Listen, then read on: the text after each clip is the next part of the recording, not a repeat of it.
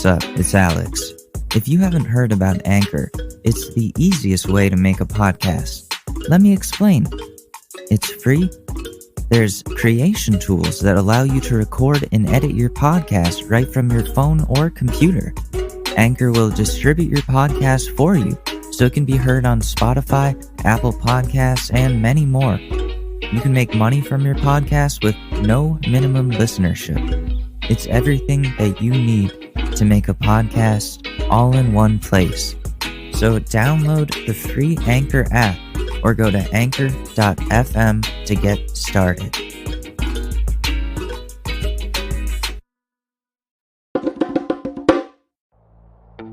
Doing. It's something we're all about. Do things this holiday season because otherwise you're stuck inside with your family. So committing to a multi-month DIY project is a great way to avoid committing to them. Nothing beats the smell of paint fumes and wood shavings to keep your kids away from that room you've been renovating since back in March. The man cave isn't gonna build itself.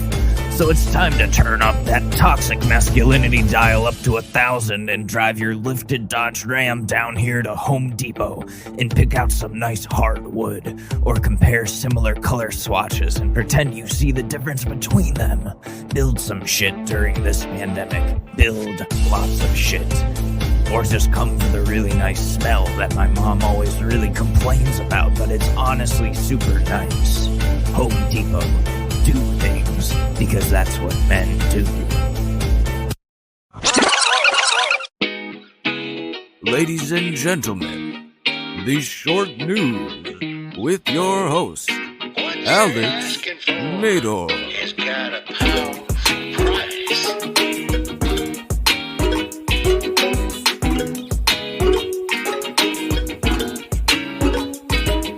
What is up, my fellow Americans, and also a big shout out to a small village in Ghana for being the only place in Africa where this podcast is listened to. This is the Short News Podcast. I'm your host, Alex Madore, a college student who makes music but also hates politicians. Not that those things haven't gone hand in hand before. We have a big show ahead for you today. There's a lot going on in our world that needs to be discussed. First off, sorry, I'm having trouble today. Thank you for listening to me complain about my mental health last episode. I'm sorry for going on and on like that. I really just needed to be honest about these things. Otherwise, I'm afraid people will be mad that the episodes sometimes aren't the best. But you don't come here to listen to me bitch about my personal issues. You come here to listen to me bitch about other people's issues and how those issues affect our own issues. So can we first off, can we talk about the crypto rush for a second? It's like the gold rush right now, but digital. There's so much activity in the cryptocurrency world right now. I want to get into it so badly, but the gas fees on Ethereum are ridiculous these days because everyone's getting in on it.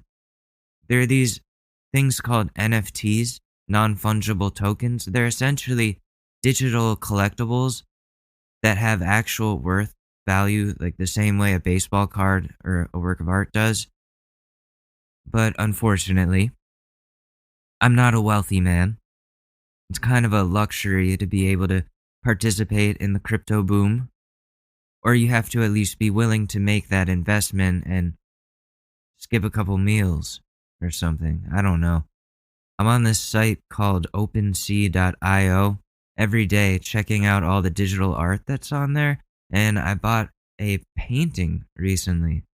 It's really trippy. I can post a picture of it at some point, and I'll shout out the artist. I have it as my phone background now. It's that good. I have my own interpretation of it, but I hope to one day speak to the guy who made it and ask him what it means to him. See, visual art is really interesting to me because I know nothing about how to make it. I can't paint or draw. The only visual art I'm decent at is photography and photo editing, but even with that, I'm not great.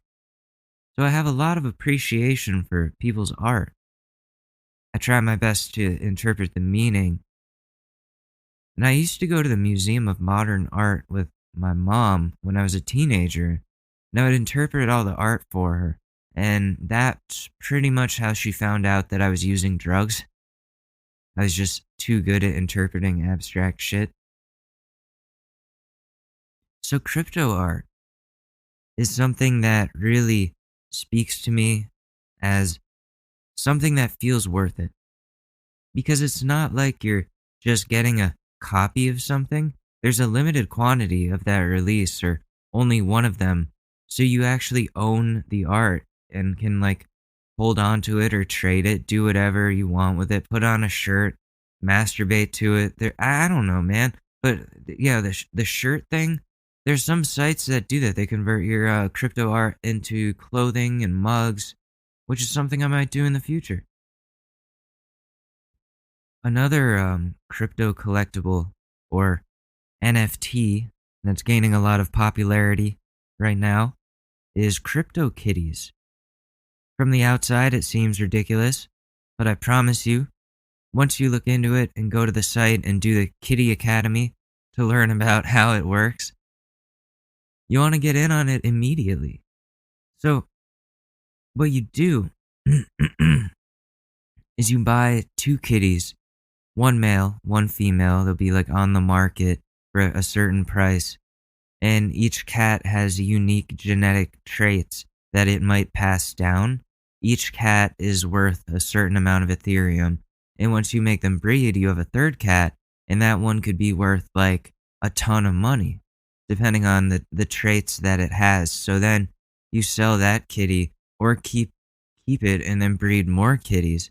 And before you know it, you have a whole collection of these kitties that's essentially a financial portfolio of cuteness. It's like Neopets, but for rich people. The one that I'm planning on getting into this week is NBA Top Shots. Think digital interactive trading cards. Like you buy a virtual pack, you open it, get a bunch of cards. Each one is a different NBA player shooting a three or dunking or doing a really nice block, set to some music, and you own that moment. You own that card, and it has actual worth. There's a marketplace that you can immediately go and sell the cards on, and some of those are worth thousands of dollars. I saw one on there for like $250K. People are making bank off this thing. Some of these cards are a gold mine. Like, I would say get in on it, but then that reduces my chance of being able to get in on it. So wait a week, please, so I can get in on it. I'm kidding. Get in on this as soon as you can. It's in beta. Not only could you make a ton of money off of like $9 packs of these cards, but it's also a lot of fun. Exciting as fuck. I'm so addicted to learning more about NFTs, digital collectibles. Like there's this app called Quid. It's been around for a few years now. I used to spend hundreds of dollars on there when I was fucked up on Xanax and just open hundreds of packs of cards over and over again. So that was in 2017, and I'm now about 4 years clean, and deleted that app a long time ago because it brought me back to those dark times in my life, and I didn't think it was worth anything to me. But turns out my collection is so massive on there that if I sold everything, I could make a really decent amount of money. And opening the packs has been a ton of fun. They're all limited releases, just like the Top Shots, so they do have some worth to them. Similar to physical cards, there's a built-in marketplace. You can sell your collectibles for either coins or real money. Of course, people are more inclined to give you coins than real money, so it takes longer to sell things for cash, but it's your choice, man, what you want to do and how you want to price things. I've seen digital figures on there for like $2,000. Like, damn, that's like a stimulus package right there. And some of these collectibles are actually useful. If you're in iMessage, you can use the stickers from your collection in your messages. And if they're like very rare stickers, then people will be like, damn, how do I get this one? And you're like, sorry, man, you can't. It's a limited run. I'll sell you mine, though, for, let's say, $400. Because you're a friend. there's lots of ways to get into this NFT stuff. I suggest getting into it if you like collecting things and also like modern shit. I started looking through my physical baseball card collection. I might have a couple in there that are worth something, some rookie cards that I've had for a while. But yeah, I'm super excited about all this. Did anyone see Logan Paul's NFT? I was talking about this with my friends on Clubhouse. It sold for like $2,000 per unit. Or maybe that's too much. Like 1 Ethereum, which is like $1,200. So it's still a lot of money. A lot of kids asking their parents to put some money in their crypto wallet. But and then give it to Logan Paul. He made $5 million off of selling a cartoon picture of himself with some like Pokemon cards. People ate that shit up immediately. I don't know how, like I don't know. It doesn't look very worth that amount. There's so much other more useful, more worth it stuff online that you can get. Like, depending on where Logan's career goes in the future, yeah, the value could increase, but that's taking a gamble on his reputation and career, which, as we know, he destroys quite often. But if he beats Floyd Mayweather in a boxing match, then I'm sure the value will go up on those things. So, hey, you never know. You never know with collectibles. Okay, but that's enough talking about NFTs for one episode. If you guys like this kind of stuff, we can discuss it at length another day. We got to go into some politics, unfortunately. We have a lot to talk about there. So, here you go. The Republicans, little Comic-Con was this past weekend. CPAC, I believe it's called. They had a lot of our favorites as speakers. Ted Cruz, Mike Pompeo, Donald Trump Jr., of course, the main event, Donald J. Trump, former President of the United States. We're going to take a look at Big Daddy Trump's speech since, we haven't really heard from the guy since he left, and his speech is going to set the tone of the Republican Party for the next 4 years. So, without further ado, here's the former president making his speech. I got it pulled up right here. Let me just, And we say bye-bye! No, that's not it. I'm kidding. I haven't hit the soundboard at all today. To so many wonderful friends, conservatives, and fellow citizens in this room, all across our country, I stand before you today to declare that the incredible journey we've begun together, we went through a journey like nobody else. There's never been a journey like it. There's never been a journey so successful. We began it together 4 years ago, and it is far from being over.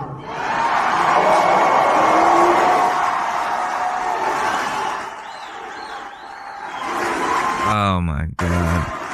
Our movement of proud, hard-working, and you know what this is? The hardest working people, hard-working American patriots, is just getting started.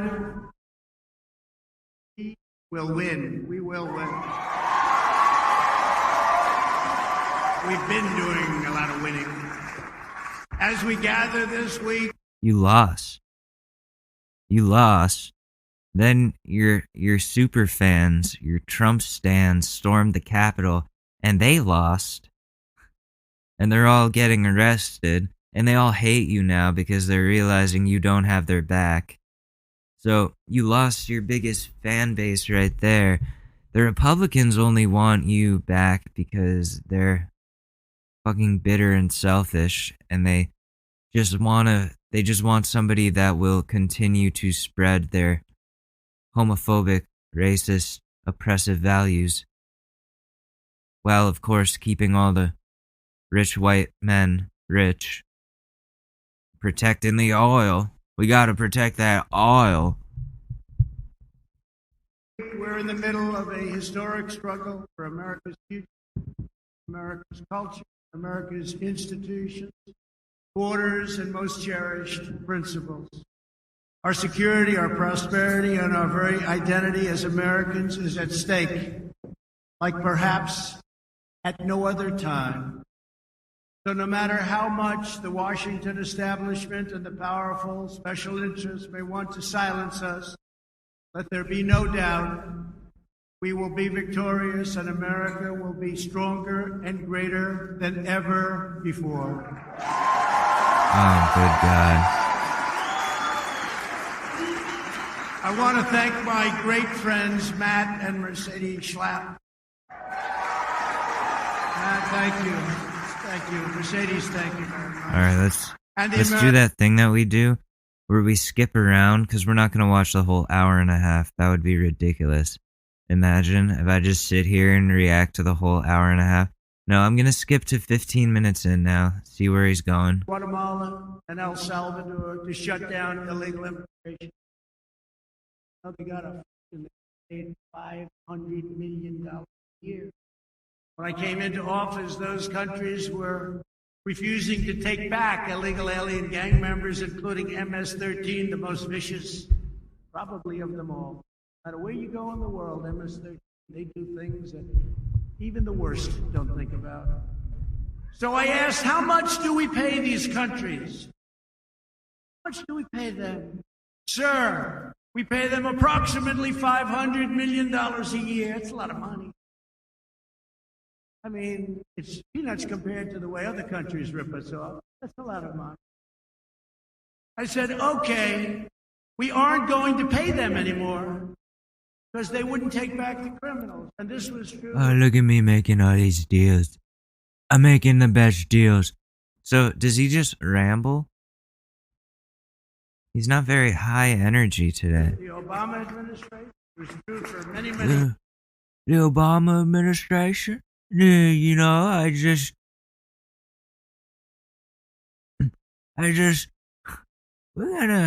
can't do it today. I'm trying to do him on Xanax. Let me practice this once. We're gonna blame Obama because we're so high. I don't even know where I am. So high. So very, my doctor gave me this new thing. It's called Quaaludes. I don't know if you heard of it. It's very good. It's so good. We're gonna make this country Quaalude country again. So great. Oh, it's so good. All right, let's skip around. 36 minutes in. I said, tell me why. Give me one good. First of all, China doesn't kick in for 10 years. Russia goes by an old standard, which is not a clean standard. And other countries, we get hit right from the beginning. Would have cost us hundreds of thousands and millions of jobs. They go back in. I could have made an unbelievable deal and come back. I didn't want to do that. Surrendering millions of jobs and trillions of dollars to all of these other countries, almost all of them, that were in the deal. So they have favorable treatment. We don't have favorable treatment. And we just said, we're going back in. To go back in, they wanted us so badly. You could have negotiated. If you wanted to go back. It's actually like really boring, and he's not doing what I thought he was gonna do, which would be to just go in on the Democrats like mercilessly. He's not doing his thing. Why is he not doing his thing?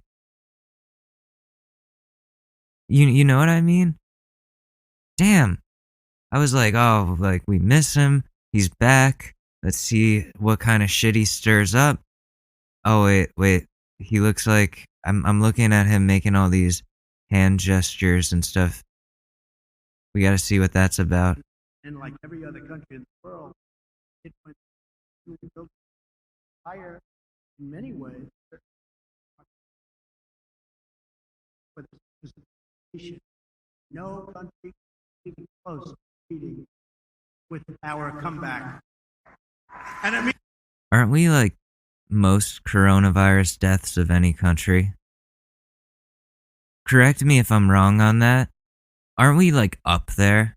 We're like up there. We're having a real problem with that. Other countries are doing pretty decent. They're like getting by. In the US, we're just fucked. Just completely fucked. Oh, but the economy is so great. The economy's great even though nobody has a job. Nobody has a job like me. Nobody has a job, period. Means a strong military and taking care of our vets, but a strong military, which we have totally rebuilt. We have rebuilt it. And our military has never been stronger than it is today. It was tired, it was depleted, it was obsolete, and now we have the best brand new equipment ever made. And it was all produced right here in the USA. Isn't that right? And we take care of our vets. You know, we had a poll recently, just before leaving office. The vets had a 91% approval rating for the way we took care of them. That's the highest number in the history of the poll. The vet polls. On top of all of that, we have even created the Space Force, the first new branch of the United States military. What has that done, though? That's like me registering my record company as an LLC and then being like, yeah, I'm a CEO now. You know what I mean? Like, you can just start any, like, force or company or whatever it is, like, branch of the military, and just be like, yeah, we started this. What has it done? What progress has been made on the Space Force? Is it just a bunch of dudes sitting around with some beers watching Star Wars? Like, oh, let's see if we could try to figure that out. Looking at the Death Star, like, we need one of those. Everyone's like, yeah, how do we do that? Trump comes in, he's like, I brought nachos. Who wants them? Okay, they're just for me. I'm just kidding. Nearly 75 years. The mission of the Democrat Party is to promote socialism. They want to promote socialism, ultimately leading, unfortunately, to communism. I mean, no, like socialized medicine, maybe? Not even. The Democrats don't really care about people that much. Like, if we're being real, they, like, pretend to, which is better than Republicans. Republicans are like, yeah, we don't care about you and we're not going to help you. Democrats are like, yeah, we want to help you, but we don't actually, like, care about you. We're going to give you, like, the bare minimum, but, like, not even. Like, you're just going to flop around in a puddle for a little bit. That's all you get. You get a puddle. You're a fish in a puddle.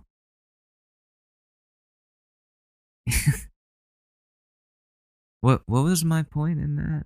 No, they're not socialists. They're not socialists. You have people in the party that are democratic socialists, definitely. You have, like, Bernie, you have AOC, or, like, progressives, whatever you want to call them. Nobody's a communist in the Democrat Party. Like, there are definitely people in this country that believe that communism is the right way to go. And I'm not knowledgeable enough on that. I'm actually looking at Marxism now in school. We're studying that a lot for sociology. And, you know, I will say, there are some good points, but communism makes me feel icky. And that's just like the ignorance in me. But I don't think that the Democratic Party believes in communism. They're too greedy for that. Both parties are too greedy for that. Communism will never happen in the United States. It won't. It just won't. So what he's doing is he's creating this threat out of thin air. He's what is the word? Manufacturing a threat. The threat of communism, when there truly is none. Like I said, you have people like AOC that are like the furthest left out of the people that are in the party. But I don't see the threat there. People like her believe in some pretty rational thinking things. Green energy, human rights, healthcare for all. These aren't issues that should be so politicized. These are issues of like what people are and are not entitled to as human beings living on this earth, living in this country. It really doesn't have to be so polarizing to accept that everybody deserves proper health care even if they can't afford it. No one should have to just shrivel up and die because they don't have enough money to get treatment. That's messed up. I don't know how anybody can be fine with that. I don't. So yeah, like socialized medicine, like socialism, like some countries have shit like that and it works out really well. And it's not a bad thing to have a little bit of socialism. It's not. The government does need to help people a little bit.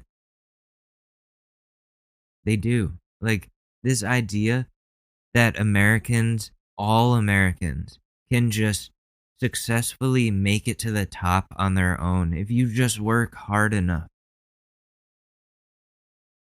is so false. It's not true. The playing field is not level for everyone. If you're born into a wealthy white family, then you have the upper hand. Donald Trump, for example. Dude would be fucking, what would he'd be the sneeze guard at a salad bar if if his family wasn't rich real estate magnates. You know what I mean? So I don't know. They like to make socialism out to be like, oh, it's one step away from communism. We're all gonna have to submit to the overlords, and there will be no Jesus or whatever. However, they snowball it into some sort of bullshit, and that's what you got going on here. Like I was saying, this is setting the tone for the Republican Party for the next 4 years. This is what they're going to be pushing the next 4 years. Oh, the Democrats they're just trying to get socialism. They're just trying to be communists and getting their whole base to be like, oh, we don't like these communists. And you know, you got more unrest now. And that will happen. If you look at Venezuela, you look at some of these countries, that's why some of our biggest supporters are from South America, Latin America, because they've seen what goes on with all of this cancel culture, and you can't speak, and let's cut them off, and let's not give them words. The mission of our movement and of the Republican Party must be to create a future of good jobs, strong families, safe communities, a vibrant culture, and a great nation for all Americans, and that's what we're creating. The Republican Party only cares about the people that are in the Republican Party. The Republican Party is all about oppressing people in any way they can, making it harder for people of color to vote. That's just one example. They want to take away women's right to make decisions over their own bodies because that's normal. They want to, what else? They want to do a lot of things. They want to get tax breaks for themselves. So poor people have to struggle to and pay taxes, the same taxes as like a rich person who can afford those taxes. That doesn't make sense. The Republican Party is all about screwing over people that have already been screwed over and boosting the people that have had it easy for their whole lives. And you have such like a difference between those two worlds, which is why you see such polarization. It's not cancel culture or whatever they want to say that it is about wokeness or it's about people are sick of being repeatedly fucked over. People see through all the bullshit, see what the government's been doing, see how the system is set up for certain people to fail in multiple ways, and they're done with it. I was having this argument with a family member yesterday. They're like, you can't cancel everyone. There's like, you can't cancel people just for liking Trump, just for voting for Trump. And it's like, well, if you voted for Trump, you don't believe in human rights. And a lot of like, there's too many people that are in power that don't believe in human rights that can actually do something to restrict people's rights. And those people are dangerous. They need to be held accountable. They need to be shown why what they're doing is wrong. That's something that needs to happen. Especially if you're a person in power.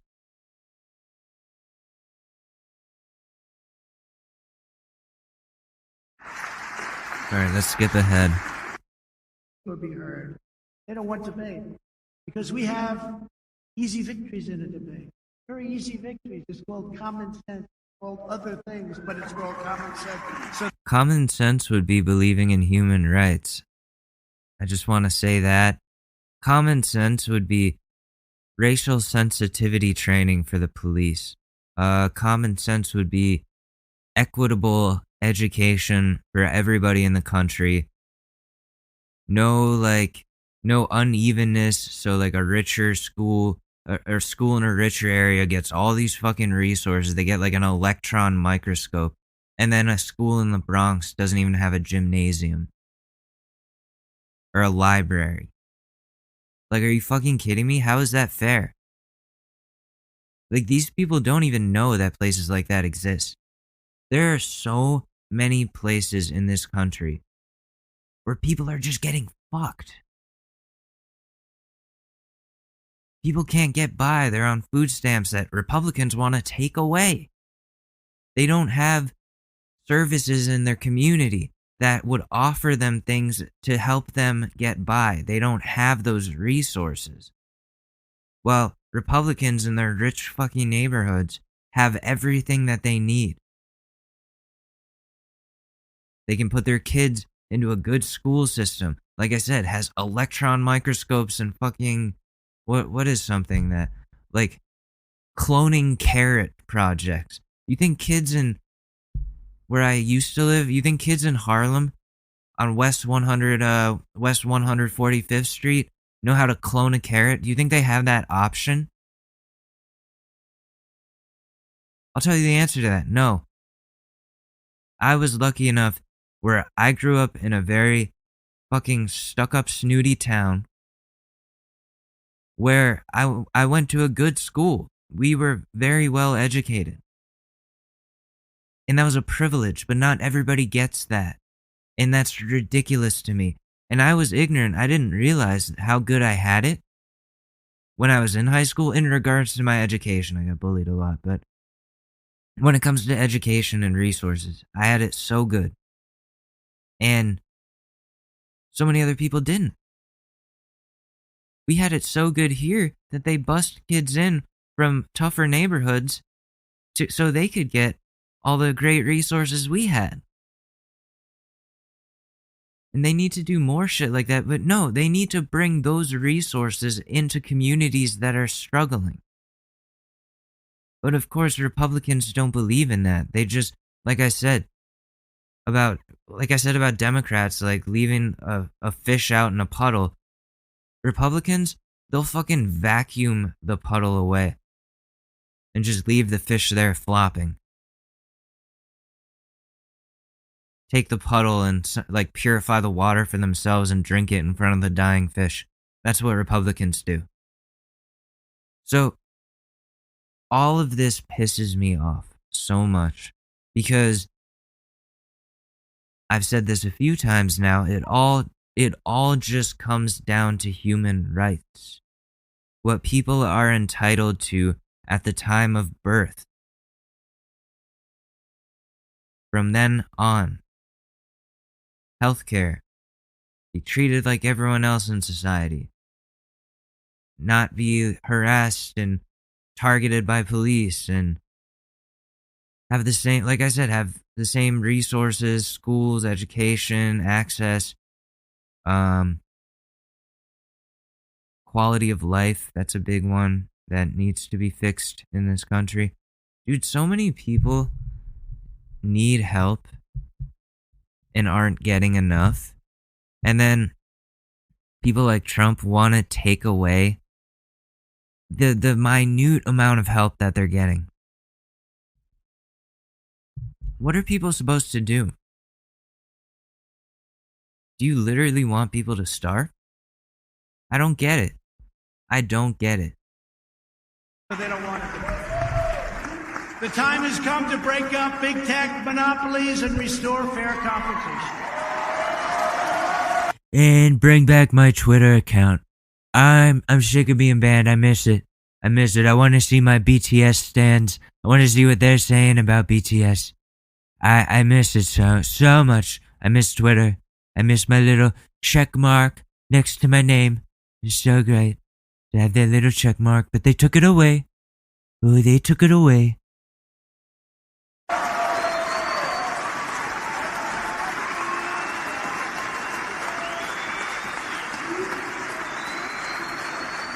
Republicans, conservatives must open up our platforms and repeal Section 230 liability protection. Boo. And if the federal government refuses to act, then every state in the union where we have the votes, which is a lot of them, big tech giants like Twitter, Google, and Facebook should be punished with major sanctions whenever they silence conservative voices. No, yeah, I don't, that's not gonna happen. We're just gonna, I will join big tech just so I can silence you. I will go get my computer certification renewed, pay the $150 to take the test, pass it, then get another certification, then move to California, join a big tech company, just so I can make sure, just to get a job where the sole purpose of the job is to find different conservatives that are causing trouble in society and ban them on everything. I want that job. Because fuck you. They took away my Twitter, so we're gonna punish them all. Dude, you fucked up. You caused an insurrection, and then you tried to justify it, and that egged the people that were insurrecting even more. And then, so Twitter was like, yeah, we can't allow this on our platform. That's what it comes down to. It's not, we're gonna silence him. It's, no, we don't want any part of this inciting of violence. They're partially responsible when he does shit like that, because they're giving him the platform to do it. Twitter is not America. Twitter is a social network. It's not owned by the American government. It's not a government entity. They can't interfere like that. Twitter has the right to ban them if they see fit. They go by their terms of services, not the Constitution. Let's see how that holds up in court, Donald. How does he close it out? And many legislators, many legislators told me, they said, they're going to lose their right. What's going to happen?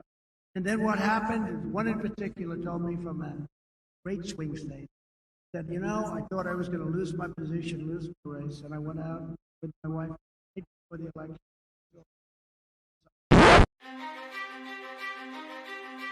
Hello, and welcome to this episode of the 500,000th true crime show in the world, where we explore the most jarring criminals of the 21st century and tell the stories of their misdeeds.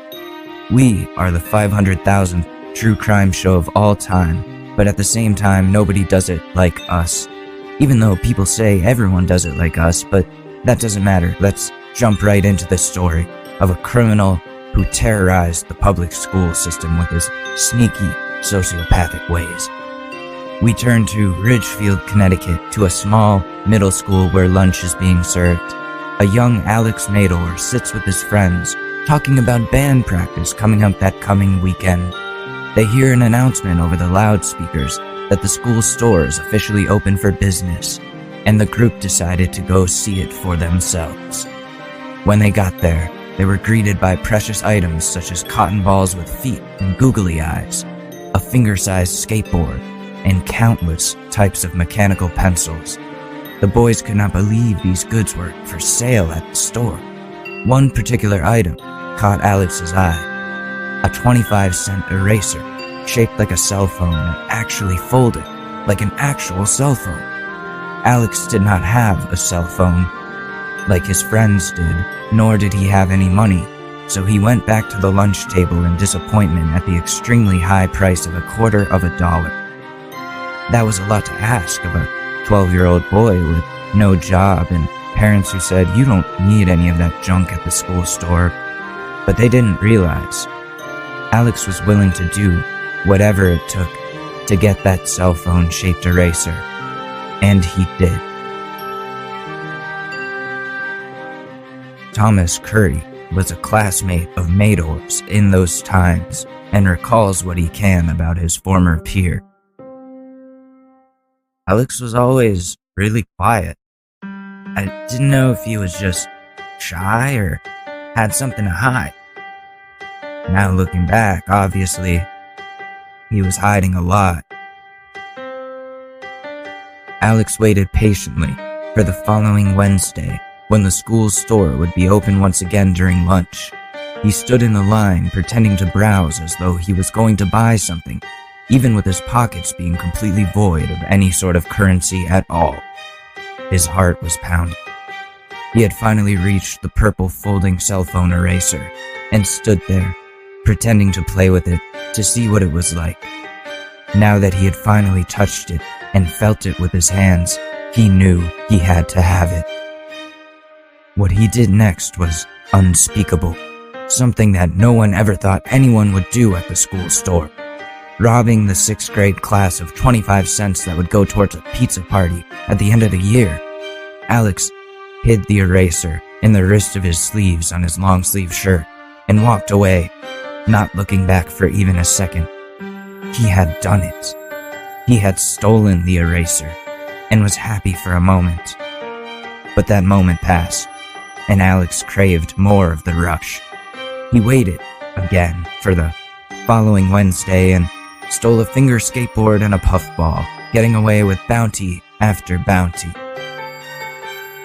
To this day, the culprit lives at large, never being caught and tried for his crimes against the lunchroom. Alex Madore got away with it, but did not escape with his youth. He was no longer a boy. He had become a monster. Madore knew the system would be onto him. His mom didn't give him money, so how was he getting these items? He had to lay low for a year and reform, found God, and then immediately lost God after that. The school store closed down due to too many people stealing. There were now copycats of the notorious and mysterious stealer, and the school shut down the entire program to prevent losing any more 25 cents worth of Chinese mass-produced party favors to these young outlaws.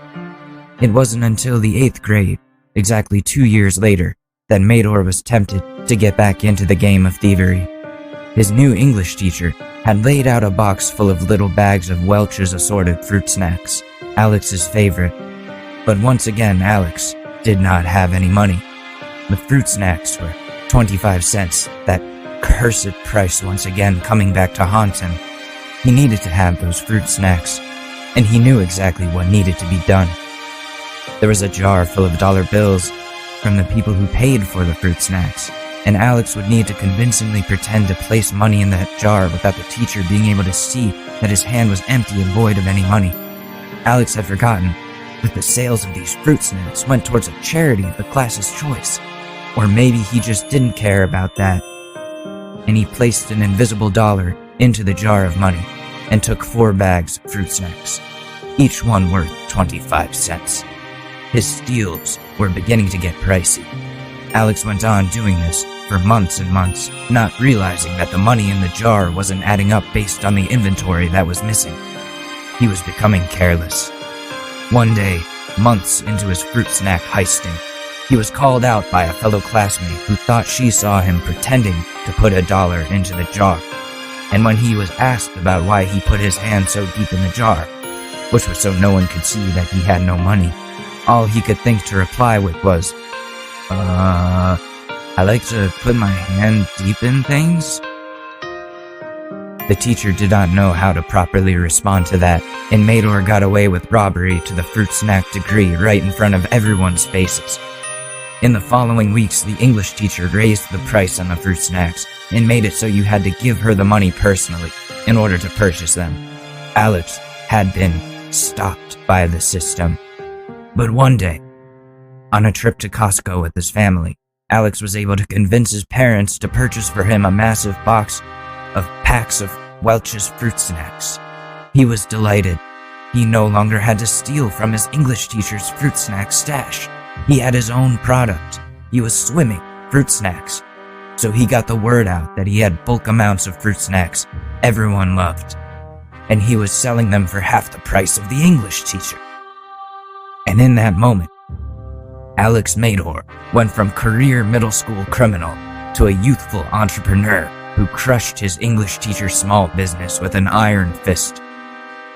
Tune in next week for part 2 of our true crime story on the school store stealer, where Alex starts selling a variety of candies out of his locker for unbeatable prices and gets the attention of the Russian mob. See you soon.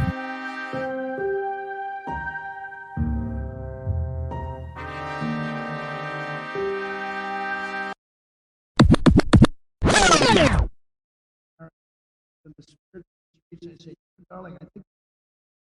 He said, but you were far, far, far more popular than me. They do lots of polls. You were way, way ahead of me, sir. And the next day I was right. He said, he won the election by a lot, and you lost the election. Sir, because you got a lower number than I did, and you were so far ahead of me. You're the person that brought everybody out to vote. And I happen to agree with that 1,000%. Never forget that conversation. He couldn't believe it. Oh my And I've God. heard it from more than one. And in November, 18 of 19 bellwether counties, you heard about the bellwether counties? Oh no. 18 of 19 bellwether counties that have correctly predicted every presidential election for decades, many decades, voted for Trump, not for Biden. And Oh, so that must mean it was a fraud.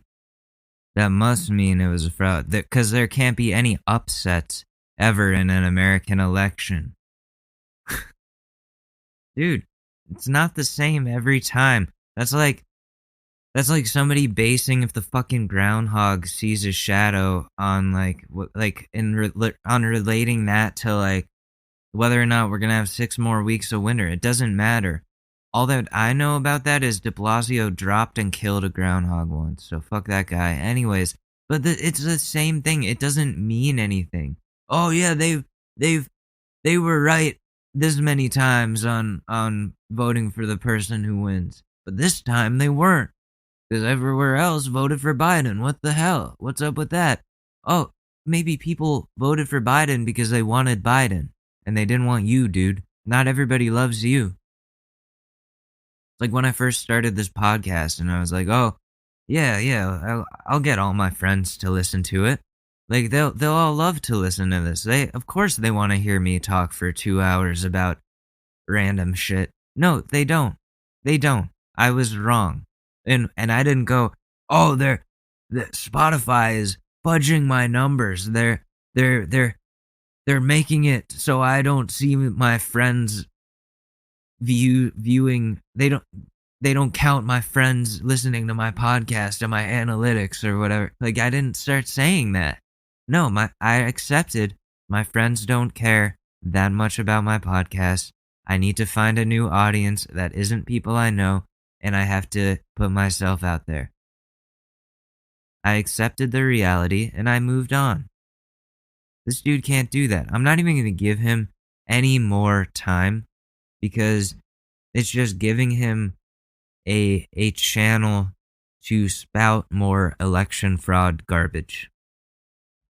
And we can't have that happen. We can't have that happen on this show. There's a big golden statue of Trump at CPAC. I don't know who brought it, but no one seemed to oppose its presence, so that's definitely not concerning or anything that they're worshiping him as some golden god or some sort of elderly fascist rock star. The dude is really going for it. He wants to run again in 2024, and I really hope we don't let him win.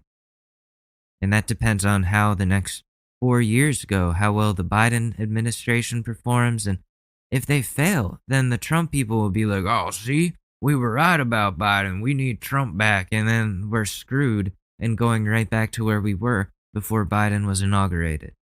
And of course, after Trump, there will be Trump Jr., Ivanka, and whoever else from that inbred family that decides to run for office.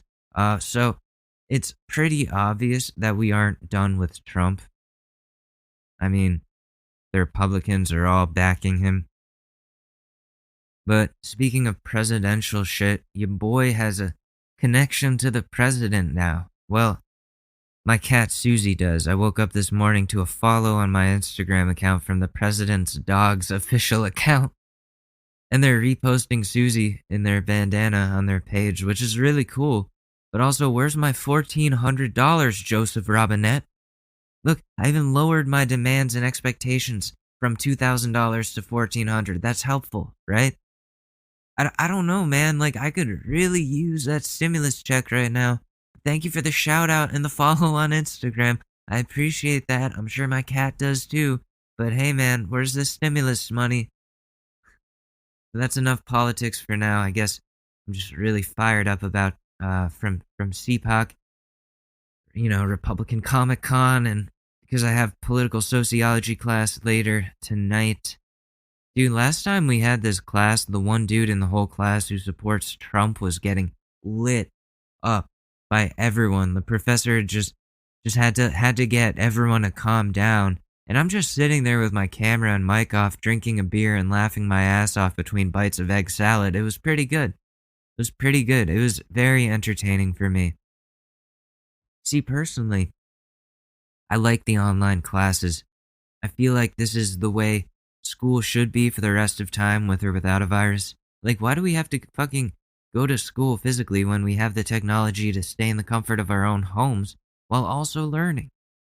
I know a lot of people have trouble adjusting, but there are ways to help resolve those issues by developing solutions within apps like Zoom that would make online classes more engaging. The resources we have for that are decent, but they aren't where they need to be for school to be able to fully function online. But seriously, what I hate most about going to college or going to school anywhere in general is the commute to and from school. I mean, when I had a car and lived in a small town, it was fun because of how much I enjoy driving. But here in the city, you have to take the subway, which, as any New Yorker knows, is a moving metal petri dish full of neurotic people packed together way too close. Like, the subway makes me feel so angry. Something always happens on there that makes me want to punch someone. Like, one time, I'd just been sitting in this seat in the corner for half an hour, tired, sore, on my way to school for the morning, and this kid and his mom get on the train. I'm sitting in the corner, and this fucking kid, I don't know this fucking kid, sits down next to me. So the ride goes on, and the mom is just standing there glaring at me for a while because she's expecting me to be a fucking gentleman and get up and give her my seat. And in my mind, like, she can grab her kid and fucking move to one of the other open seats. And I'm just trying to listen to my music and relax. And all of a sudden, I'm getting tapped and poked on the shoulder. Excuse me, can you move? That way I can sit with my son. There's other seats on the train. And I'm like, why? And she goes, because that's my son and I want to sit with him. And I'm just sitting there staring at her blankly. She keeps like prodding me and like demanding I give up my seat. And now, like, I deal with being pushed around and told what to do enough times by white bitches in my life. Like, why do I have to move for your convenience? Your kid chose to sit next to me. I've been sitting here for a while. Why does your comfort and convenience matter over mine? So I'm fucking boiling, and she's not letting up, so I jolt up in her face and go, fine, have the seat, you stupid bitch, right in front of her kid, and she tries to say, I just wanted to, and I go, no, fuck off. Entitled white bitches have been a thorn in my side for way too long. I call them the colonizer's wife because they take the path their husbands paved for them so they can tell minorities what to do without having done any of the heavy lifting of doing the colonizing. Dude, I hate the subway. It's the worst part of New York aside from Mayor de Blasio. I've been thinking a lot about my past and any stories I might be able to tell from my reckless past, and the issue with that is a lot of those memories are really blurry, so it takes a lot of piecing together to get these stories in order. Also, I don't know about the legality of certain things, but here's one for you. Stories and Stupidity. We're back with another installment of Stories and Stupidity. Stories where I say stupid, where I do stupid things. Thank you. Oh yeah. Okay, so... Oh, still going? Oh, okay. So, when I was in college at my old school, so this was 5 years ago, I was like 19, and I was strapped for cash since I didn't have a job and no one in the area wanted to hire a broke-ass college student. And I needed money, mostly for weed and to satisfy my Xanax addiction. And how do college students make money? No, not selling their bodies or starting an OnlyFans. I'm a dude and no one wants to see that shit. Also, OnlyFans wasn't a thing until a couple years ago. So I thought I could get away with making some money off selling weed. I've seen a lot of rich white dudes do it on campus and get away with it. And I had a lot of connections and friends and thought I could move product. So I text my friend. I'm like, hey man, where could I get an ounce from? And he's not sure because his guy is waiting for his guy who's waiting for his guy. So we're a few guys behind here and don't know when there's going to be bulk amounts of weed again. So I'm desperate and impatient at this point because instead of just waiting for the regular dealer like a normal fucking person would, I need to get weed that day right then and start selling it right away. Because I have zero patience when it comes to things that I have my mind set on. It's my OCD at work. So I text this sketchy dealer who believes in all these crazy conspiracy theories and keeps getting arrested and has a bad rep. Because that's the only dude I know who could have weed in that moment. He picks up and tells me he'll talk to his plug, and I'm waiting for a while until he finally tells me to come meet him on a certain street. Now, we're in Schenectady, New York. And if you know anything about Schenectady, you'll know it's one of the worst cities in the whole country. For a lot of reasons: corrupt cops, crime, murders, gang violence, drugs. And I'm supposed to meet this dude at one of the streets where people often get killed and robbed. It's like notorious for that. So I bring a friend because I'm a little bitch and I don't want to get killed alone. And we meet with the dude and he's like, okay, give me the money. So I do, and he heads off and says he'll be right back. So we're waiting there. 10 minutes go by, 20 minutes, 40, an hour and a half, just waiting in this scary ass area of the city, looking out of place, dressed way too nice, watching these dudes play basketball, and they're wondering what the fuck we're doing there. And I'm like, sorry guys, we're just waiting for weed. And they're like, oh, okay. And keep playing. Eventually, after a while, my friend is like, all right, man, I'm probably going to head back home. And I'm like, shit, man, I don't know what to do. And he's like, yeah, I don't know either. Well, see ya. And gets the fuck out of there. So I'm alone. waiting for this ounce of weed, looking completely out of place and feeling like a fool. I keep calling the dealer and he's not picking up, so I'm about to just give up and head home when he finally shows up and is like, okay, man, here it is. And I take like 5, and he's like, I had to take like 5 grams out of it because you didn't have enough for the whole O. And I'm like, what the fuck do you mean, man? You said it was 240. I gave you 240. And he goes, nah, man, it's 270. My bad. And I went home with my less than an ounce of weed and smoked some of it and then tried to sell the rest. And I will say this, it worked out. I was able to recover from my losses, even though I got scammed, and eventually I got a better, more consistent supplier. But that hustle did not last long. That type of job isn't for me. It's too much customer service. People can be real Karens about their weed sometimes, but dude, I felt like such an idiot standing there just silently watching these guys play basketball while I'm wearing my button-down shirt and khakis with boat shoes in the middle of the worst part of Schenectady. One of the moments in my life where I felt stupidest, really. Like, I could have just waited to buy weed until the next day and nothing would have been different. I would have been in less danger and things would have been much better, actually. I'm an idiot, or I was an idiot back then. I still do some idiotic things today. But is my phone ringing? Sorry. But, you know, like, not like that. That was dumb. That was dangerous. And no, I don't sell drugs anymore. I'm sorry. I don't know anyone who can get you any. I'm a full-on dispensary boy now. Now, I only go to dispensaries, you know. But I just found out about this Delta 8 THC derived from hemp, which makes that type of THC completely legal everywhere. You can order it online and get it delivered. It's still psychoactive. It's an interesting loophole that somehow works. I'm probably going to try it out because why not? It's legal. If you haven't noticed yet, I'm a huge enthusiast of cannabis. I've been now for a long time, like since I was 15. It's such a great thing. I just love it so much. But anyways, I mentioned Karens before.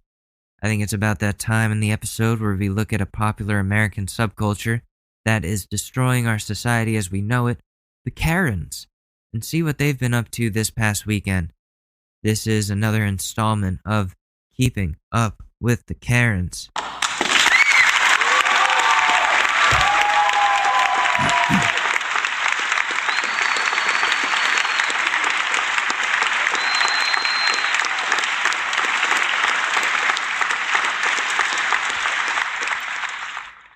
Alright, I got it right here. Welcome back to Endless Upload. Appointment.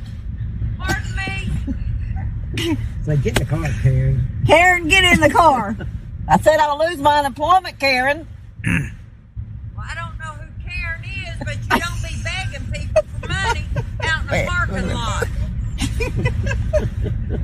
If you can drive a damn vehicle like that, you can work. I'll take my unemployment. Well, I don't care. I've had enough of people begging me for every penny coming and a going. If you can drive a vehicle like that, you can have a job. What? What is All that? right, Karen. Mine is my president. Yeah. Who's using lovely. You have anything else you want to say? No, I don't. Put your mask on. My mask is on, you dumbass. Do you want me to exercise for you too? Yeah, go ahead. No, Exercise your right to get on over there. Yeah, this is go my on right. over there, bitch. You're behind my car. She's one of those high energy, smug, fiery personality Karens that gets up in your face and like has this glazed over Joker smile. You know the ones I'm talking about. You're not driving. Come on, get in the car. Pardon me. Pardon me. I've been vaccinated. No, we're not. She's harassing us. No, I'm not. They harassed She's me. harassing us. Good, prove it. She won't let us get in our car. Kamala Harris is a man. What? Kamala Harris is a man. Okay. What? Dude, you're crazy. You're crazy. What what is wrong with these people? Like, Are they prescribing crack to moms? That sounds like a news tagline. Are they prescribing crack to moms? We'll find out after these messages. Okay, that's fine. Yeah. That's fine. Are you gonna drive? Are you a BLM or an Antifa? You burn down buildings and kill children? Oh my god. I can't wait till this gets on Facebook. I can't wait for Yes, it either. you will be ID'd. You will be ID'd. Dox me. Dox me. Tell her to get away from Dox me. me. Tell her to get away from me. Tell her to get away from me. Tell her to get away from me. Tell her to get away from me. I'll call the cops. I dare you. I don't hold a phone. I fucking dare you. We are hilarious. Funny. I'm gonna video you. That's hilarious. Look at you with the Lysol. Your life, your can of Lysol. That is fine. Put Lysol. Oh, there's two of Why do them. you keep calling me? It's honestly so creepy, and I'm gonna call the cops. Man, no. Because you guys aren't leaving me alone, and that's why women can't go out in the world by themselves. Guys like you. What? Okay? Stop following me. You have? Oh, like I don't know if you have like a gas. You have a thing hanging out of your car. There's literally a gas hose hanging out of your car. No one's being creeped. Oh. No, thank you. I guess. There's the thank you. That's. She's what? She's taking it with her. She doesn't have. Make sure to get all of it. She took the whole gas hose with her and didn't realize it, and they were trying to tell her, and she was like, "You're following me, and this is why women can't do anything." And they're like, "No, dude, you got a gas hose hanging out of your car. We've been trying to tell you that." And she's like, "Oh, thank you. Okay, bye." You didn't even close the gas. Yeah. Calm down. Calm down. What is it? Yeah. Don't touch it. Hey, sit down. Put it down. Hey, put it down right now. Oh, shit. Put it down. Don't touch anything, yo. Yo. Don't touch Sit anything. down. Hey, yo. This is going out the window.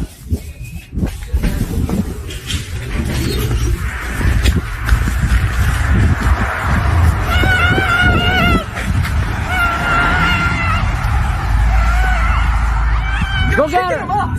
Because you didn't hold off for 5 seconds. Your shit isn't even on right. Oh, people getting kicked off flights? That's always good.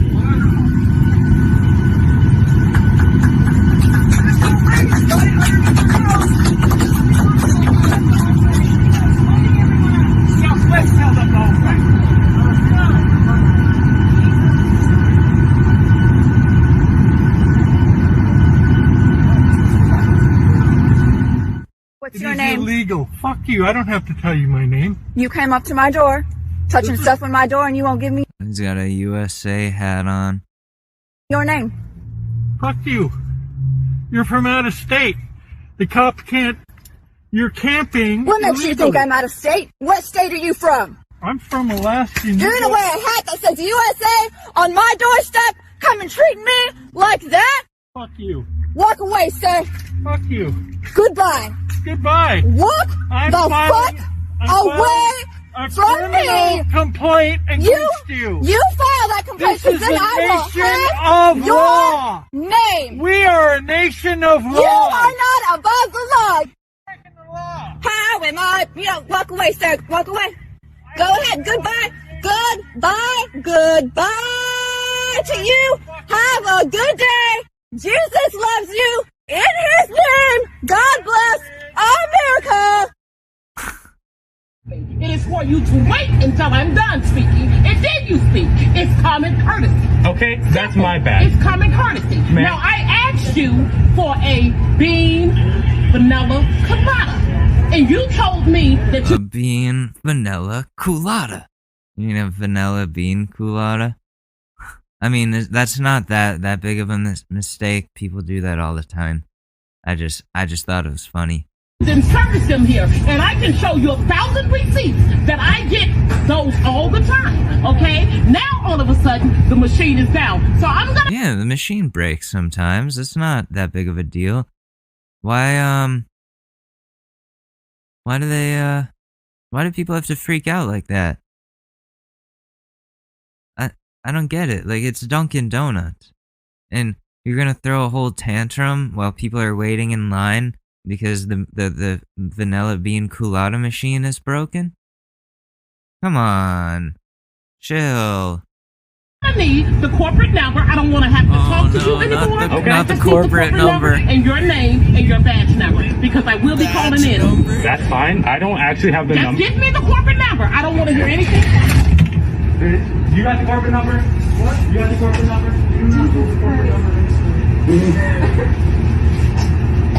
You don't. So I don't have the corporate number. We don't hold it in store. Okay. Trust me, I will find that. That's fine. Take care, Pamela. Broke bitch. Can I have two McChickens? Buffalo sauce? Buffalo sauce. Oh, saw this one. Exercise my rights to counsel. And being that you don't even know where I live and you have to ask me, I ain't talking to you either. You just spent 4 years persecuting a 3-star general with no evidence. You think I'm a fucking let you come talk to me? I'm an American. I know my fucking rights. My First Amendment right to free speech. My Second Amendment right to carry a gun. Wait, we can't play that music. I'm gonna get what is it, copyright claimed for that. Damn it.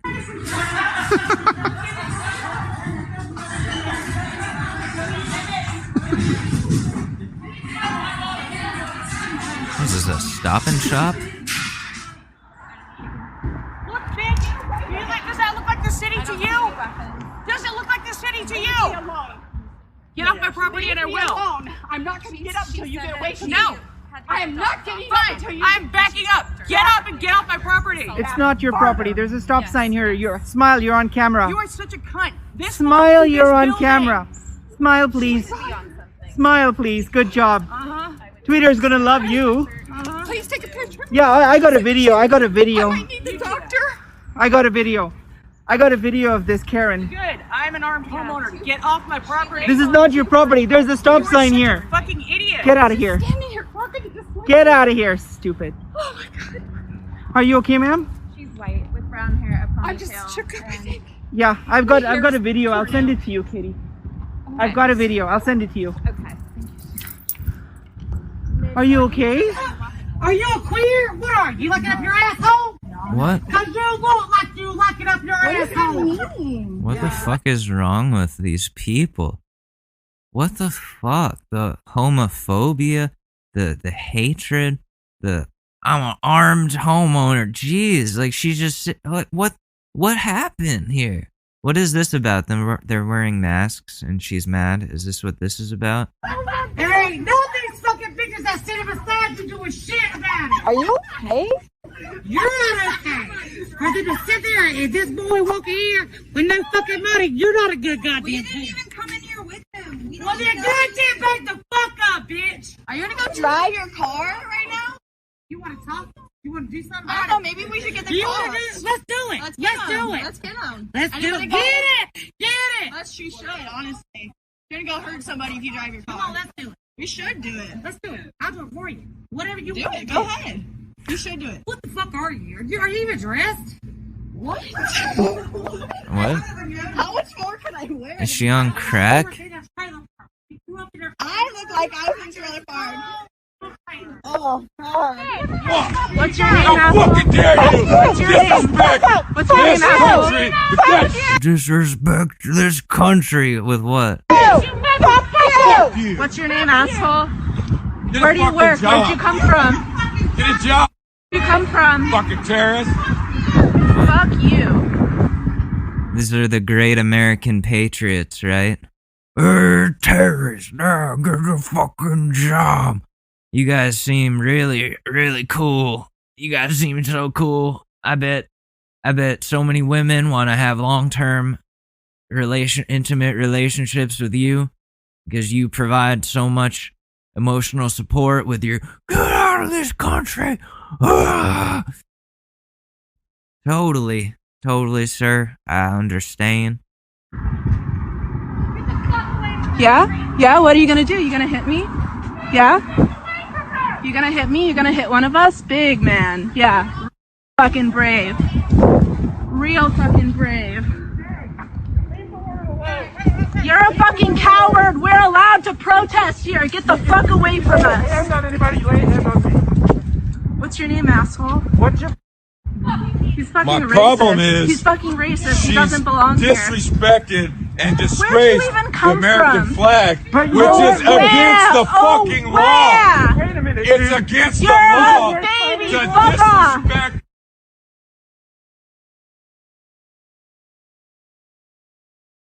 They're out-of-towners that are just coming to attack protesters. Move it. Okay, Let's yeah, go. No. Yes. That's not how it works. You asshole. That's how I was waiting there for not. this spot. How fuck it doesn't work then? Get out. I was No, you weren't. I was in line. Do you see any spots? Get the fuck out. No, stop. You are being rude. Get the fuck out. Stop. Move it. No. Would you like us to call the police? Go No. for it. Go for Emily, it. Emily, Do it. let's just go on our hike. Why are you freaking? Asshole. Don't kick my Fuck car. Okay, where's your license plate? Got that on video, you dumb bitch. Hey, well, you're a dumb bitch. They said they were going to call the police, so if you want to explain that to them. Geez, over a parking spot, she's gonna kick their car and now threaten to sue them? I don't think you have a case, ma'am. I think they have a case. Ladies and gentlemen, again, as the president stated, we are deplaning this aircraft. We're going to start from the back to the front. Why are they calling Again, the we're police? starting from the back to the front. Why are they calling the police? Row 32 to 28. You're welcome to deplane. And yes, you do have to take your luggage. I'm so sorry about that. They don't speak English. Only 32 to 28, please. Now you're taking everybody off my road. Shame on you. You're walking up to no wall.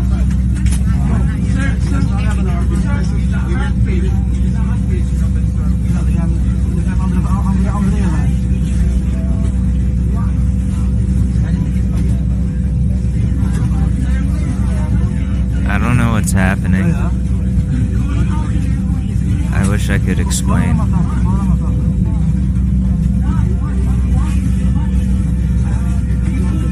What happened, man? What'd they do to you? What'd they do? What'd they do? No, my grandfather he had a heart operation.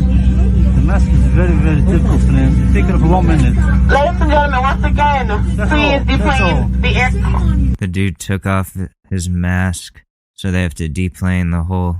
They have to deplane the whole plane? Everyone has to get out now. Because someone had to take off his mask. You can get anyone else sick on this place. No, please. Shame on you. I am not your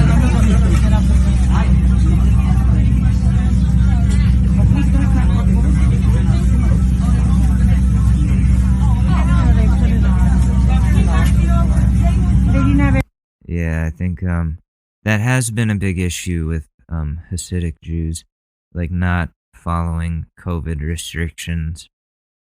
I'm not going to say anything more than that. I think de Blasio has gone after them enough.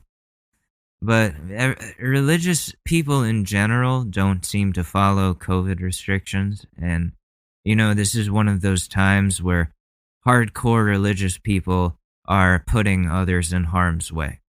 And I just don't believe in religion. I don't. I think it's not good. I think we need to stop. I think we need to focus on ourselves and on our lives here and making that better and fixing our earth for the generations to come. I think we have other things we need to focus on. Because obviously we got issues and religion isn't solving them and has not solved them for many millennia.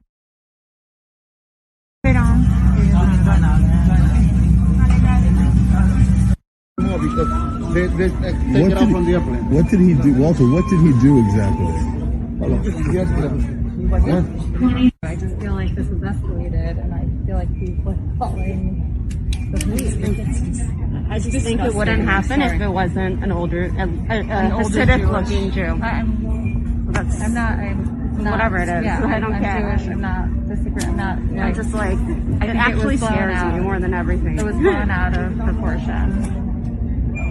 He was not not when he was asked. He to put on didn't his take a, you know, I left New York, thank God, recently, because like in New York, you could take a knife out on someone and you're not even gonna sit in jail, and someone takes off a mask, an older man, and it's like, it's just,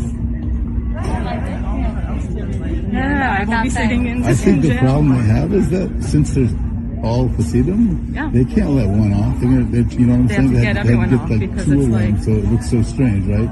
You got. So you take everyone off, and then it looks even more like anti-Semitism. Now here comes the police. He says you're not gonna find both of They're them. gonna escalate this. It's not gonna get. Here we go. This is wild. But I mean, like, do they understand though that put that out? Like, do they understand that I said to them multiple times the police are being called. Like, I feel like it didn't faze them. I don't think they understood. Yeah. You can give me a mask, but yeah, okay. Don't take my picture. That is invasion of my privacy. Wear a That is mask. invasion of my privacy. Wear a mask. Let me take your picture, okay? Oh, I love when they Because do really, this. I'm Oh, not- I'll take your picture. I'll take your picture. Oh.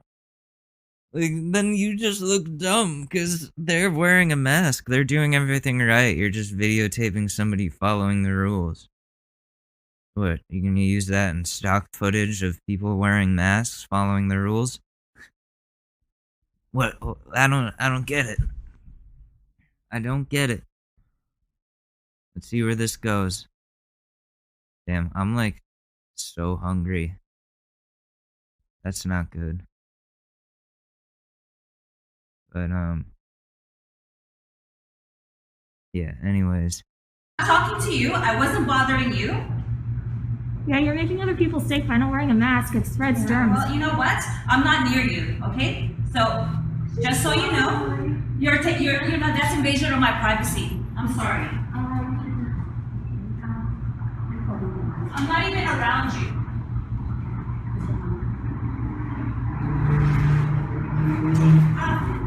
Miss, would you mind? Can you tell her, please, or call the police, please?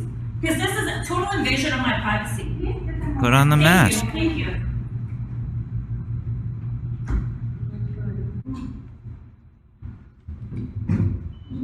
Wow, she's taking a while. I'm actually gonna go and complain about you, rather. Sure. You're gonna go spread the virus even more? Can you stop recording me? No. That is not. No. It's a public building. No, that's invasion of my privacy.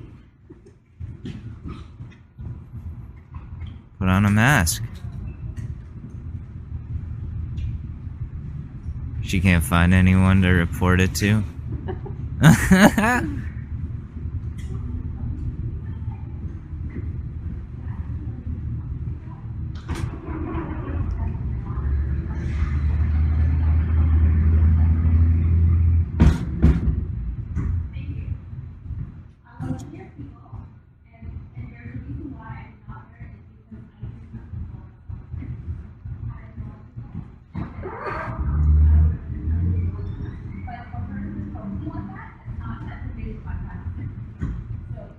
It's not. You're breaking a law.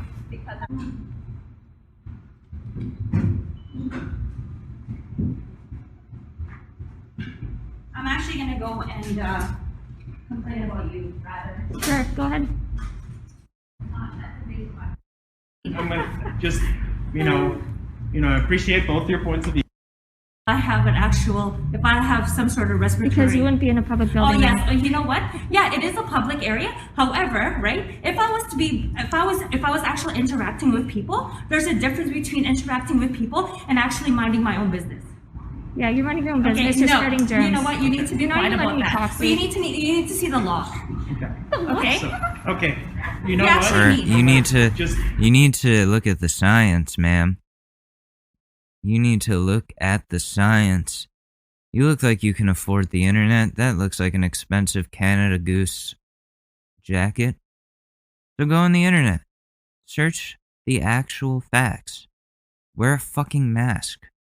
There's no medical condition that prevents you from wearing a thin cloth, paper cloth, over your face. Nothing.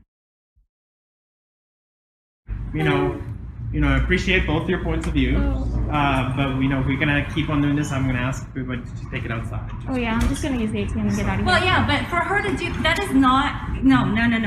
You need to call the police because just because she's recording me, that's invasion of my privacy. No, this is going on the internet, bitch.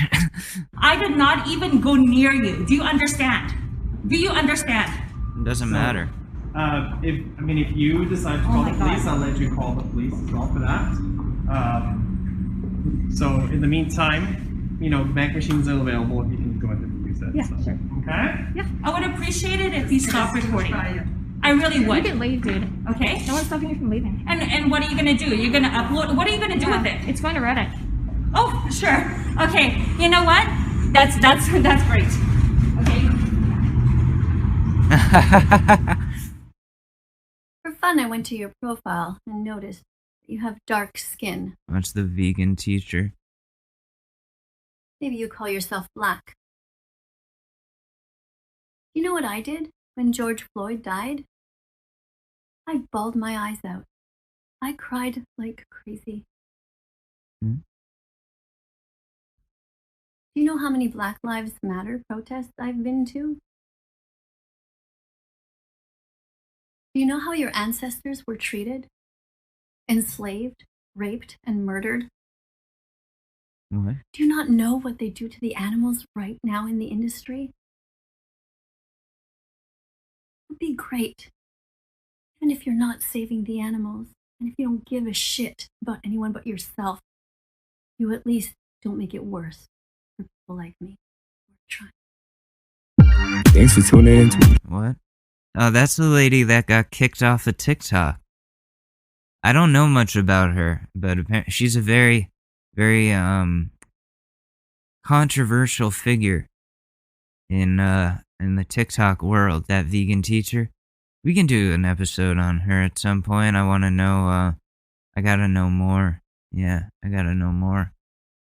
Anyways, where are we at right now? Okay, yeah, we gotta close this out in a second, but first, we gotta do a relationship advice. We gotta give somebody some help here.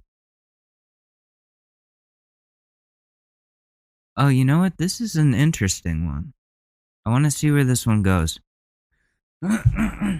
So, I'm not a social media person, so I really don't see the point of my boyfriend liking photos of other girls other than he wants them to know he finds them attractive and that he's looking at them and is interested. I don't mean photos of girlfriends, obviously, but just girls from our hometown that he doesn't really know, but has seen occasionally when out on the town. And since I'm not on social media, it really is just another world for me. I had Twitter and I know that I used to put likes on my friends' photos. Other than that, I really didn't see the point of liking someone's photos if I didn't know them. Of course, Twitter is different. It's mostly people writing their thoughts. It's different from Instagram, which is just photos. On Twitter, you could agree with what some stranger says and create this familiarity with someone you follow and therefore feel more close to them and want to like everything they post. But on Instagram, it's literally just about looks and attractiveness. My boyfriend ain't liking photos of beautiful landscapes with inspiring quotes that show your great personality, that's for sure. He's not liking girls in bikinis or anything scandalous like that either, but there's still photos of cute girls he doesn't know. It's a small town we live in. What purpose could he have besides wanting the girls to know he looked at their photos and found them attractive? For me, it's about taking a step in the wrong direction. You're opening the ways of communication or keeping your options open in a way. I mean, I know he's only a guy and of course he finds other girls attractive. That doesn't matter. And he could browse through Instagram and find girls in his feed attractive. But it's another thing than to put a like on it. You're letting the girl know you're interested in my eyes. Well, I mean, also when you like something, you're showing the algorithm what you want to see more of. You know? So he wants to see more cute girls, and the more cute girls he likes, the more of them he's gonna see. I don't think it's about opening up the door to possibilities. I don't think that's even in his head. That's just my perspective as a guy. Like, when I like somebody's picture, it's as a way to support them because I know they're putting that out there for the sole purpose of getting likes. And if I appreciate what they posted in one way or another, then it's very easy to give out a like. And it's fun. You just go down the fucking feed and double tap over and over again. And, it's whatever. It's really whatever. As long as he's not, like, reaching out in the DMs and being like, what's up? You looking good? And all this stuff. Like, if all he's doing is liking a photo, then I don't really, like, I get that you don't really see the point in it, but if you really think about the algorithm, and I know I sound like like a dude standing up for a dude right now. If you think about the algorithm, no, but really, it comes down to you like stuff on Instagram because you like that picture, and you want to see more things like that, or you're showing support to somebody because you know that they would appreciate a like, and then you might get a like back. So I don't think it's all about, like, I don't think it's about opening up the options. Like, I connect with a lot of people on Instagram or through Clubhouse. That doesn't mean that, like, if I like their picture, that I'm just automatically gonna just, like, be trying to get with them, or they're gonna, like, be trying to get with me. No, it's just you respect somebody. You're like, okay, this is a good picture. Like, and then they're like, oh, I see this person like my stuff. Let me see their stuff. And they look, and then they're like, oh, this is cool. And it's connecting with other creators. I don't know if he's a creator. For me, I'm using it to get all this stuff out here. But top comment. Where's the top comment here? Have you ever mentioned this to him or asked him why he does it? No one's going to know why he personally does something except for him. We can all tell you our thoughts, but that won't help you determine why your boyfriend does what he does. It seems you're getting upset over assumptions, which doesn't do anyone any good. Just ask him. Yeah, that's a good answer. You gotta just communicate, like, hey, why do you do that? Like, what? Do you think these girls are gonna, like give you a chance? I don't know, like, rib him about it a little bit. Give him some shit. Like, oh, you're simping a little bit? What are you, a simp? That's what I would do, personally.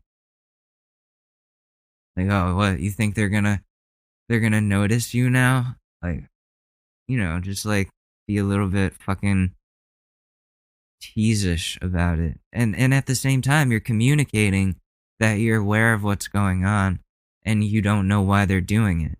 But you're not doing it in, like, an angry, confrontational way. You're doing it in a funny way. I mean, that's my approach. I don't know.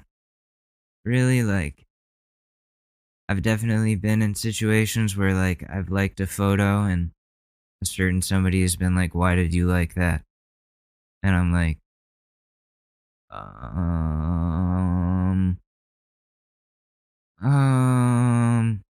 I don't know. I don't know. I don't know. Anyways, I gotta go. I'm gonna head out. But thank you so much for listening to this show, guys. I really do appreciate it. As always, I do. And we'll be back on Wednesday or Thursday, depending on when I put it up. We're scheduled for Thursday, but I try to do them earlier, like a day early these days, just so that it's, like, there and ready on all platforms by Thursday. But anyways, this has been the Short News Podcast. If you want to connect with me, I'm on Twitter at Alex_Madore, and Alex Madore, Alex Madore, on Instagram. So, I'll see you there. I'll see you Thursday. I love you guys very much. This has been the Short News. Have a wonderful day. Have a great beginning of your week. Stay gold. Stay safe. And I'll see you on the flippity flip, America.